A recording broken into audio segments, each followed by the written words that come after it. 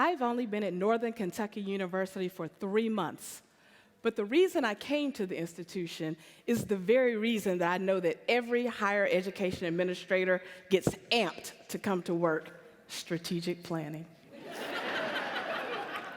Don't you love it when several of you sit in a room behind closed doors for 12 to 18 months, and how when you emerge, you come out with 2 big binders, one you hand to your accreditor, and the other you put on the shelf to languish for the next 5 to 7 years.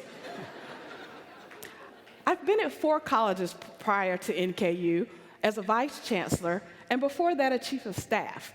I've seen the inner workings of higher education administrations, but NKU was the first institution that had a singular focus on student success for their strategic plan. When I saw that, I knew I couldn't pass up the opportunity to work with them. Our president, Ashish Vadaya, challenged us to move away from centering on first-time, full-time, bachelor degree seeking students and think about all learners. Increasingly, our students are not just leaving high school and coming straight to college. They're adults with families who are looking to move up in their careers. When we broaden our focus beyond 18-year-olds and meet students where they are, we fulfill our promise both to our students and to the regional workforce that they'll become a part of. This was a paradigm shift.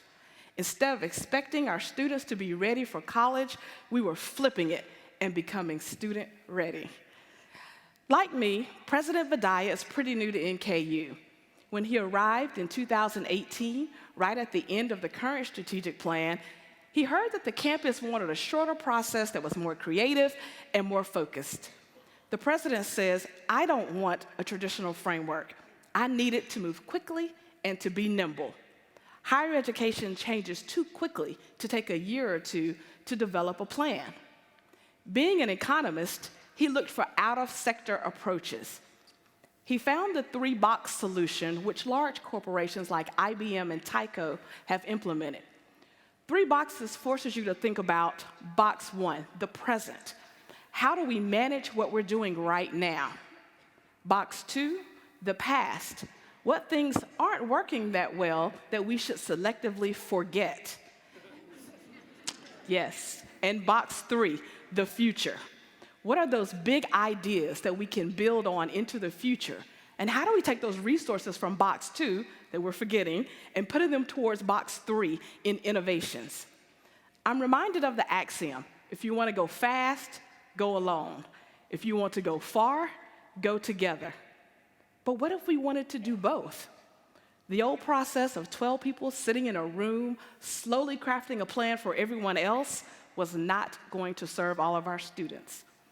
My colleague Doug will explain how we use design thinking to get at that challenge, to capture the voice of the entire community in the shortest amount of time.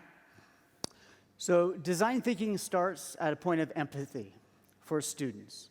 So I'm an anthropologist, and in my day job, I do community development in both Belize and Madagascar. In my research, I try to get the voice of the community through doing interviews to inform up. And we interview people to find out what their barriers are, what the opportunities are, what their wants are. And we communicate this to the agencies, to the governments, to the NGOs that are working with them. I think it's very important in the process of planning that whatever the program is informed from the ground up to those that are making some of the decision. A year ago, when our president came to NKU, he had a meeting with the Council of Chairs, and I'm a chair. And when he came, he talked about this planning process. He wanted to have 2 or 3 goals. He wanted to interview and talk to community members and build it from the ground up rather than a top-down process. Well, he seduced me with his words. And in a very, very bleak moment of weakness, I volunteered to be part of the Strategic Framework Committee on the spot. I didn't regret that decision, but it was a moment of weakness. So we began in the fall semester, just after he arrived, with pizzas on the plaza with students. We went to classrooms and talked to students. We had open forums where we talked to students. We had whiteboard Wednesdays all over campus where students could write down responses to questions that we posed. We also talked to faculty. We've talked to alumni. We talked to P through 12 schools, community colleges, regional businesses, and nonprofits all over the area. And everybody had a voice in the process. And it's funny to me, when I first learned about design thinking, it really reflected what applied anthropologists have been doing for decades, is that going to the community and working through thinking about what the solutions are from the ground up.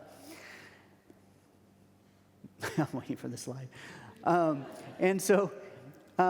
What we ended up doing was creating archetypes, or in design thinking, these are called personas, of different types of students. So these students could have qualities of being first generation, they could be underrepresented minorities, they could be parents. And then we had the different community groups that were doing this design thinking to adopt one of those personas and think about the barriers, the opportunities, and the opportunities that existed for that particular type of student. And even though they may have not have been that student, they knew somebody that did have those qualities. It also got people out of thinking about just themselves, especially faculty like me, but also alumni, students, community members. It got them to think about students and what students need rather than what they needed. And one thing that's important about this whole process is it doesn't have to take a long time. So for example, outside of this particular strategic planning process a number of years ago, I was teaching an applied anthropology class that I would teach every spring semester. Every semester I taught this class, I would do a service learning activity where we worked with a community member to collect data from the community and then give it to our community partner. This one particular semester, I didn't have a project set up. I was really bummed about that, but I taught the class anyhow. And in the middle of the semester, one of the vice provosts came to me and he said, I have a project that I'd like students to do, to go and collect information about the barriers to students graduating, and I want it from a student perspective. Could you do that with your class? And I said, yes, that'd be great. What's the timeline? You have 1 month. I'm like, okay. So I went back to my classroom, got in front of my students, and I said, okay, the schedule and the syllabus, we're throwing that all out. We just got hired. We are now a consulting firm. I'm the lead anthropologist. You are all ethnographers. We're going to go and design, collect, and report data within a month. Their eyes got kind of big because they didn't really know what that all meant, but they were excited about it because students are very much excited by the fact of doing something that has a benefit other than just getting a grade. And so in 1 week, we designed the project. We wrote up the human subjects review, submitted that. The next week, we got it approved. I used to be on the committee, so I had some pull. And then the next week, we were out on campus, and the students were doing a free listing exercise where they went up to students and asked them, what are the barriers to students graduating on time? We collected all of that. We analyzed that data by the end of the week, resubmitted to the IRB. I still had those connections. We got it approved. Created a questionnaire that we sent out to 15,000 students. We got 600 responses. Then we analyzed the data, made the poster, got it to the printers in time to present it. Now, that was just 1 month, and I had 10 students, and we did a hell of a lot. So this type of planning doesn't have to take a long period of time. In our case, with our strategic framework, we did it in 1 semester. We talked to thousands of people. We had about 100 different events where we had people talk to us. We also had online survey, which hundreds of people replied to. You don't have to take a long time to do this sort of thing. Of course, you could if you spend a lot of time arguing about how you're going to do it and what methods you're going to use, but if you just decide to do it and do it, you can do it in a short period of time.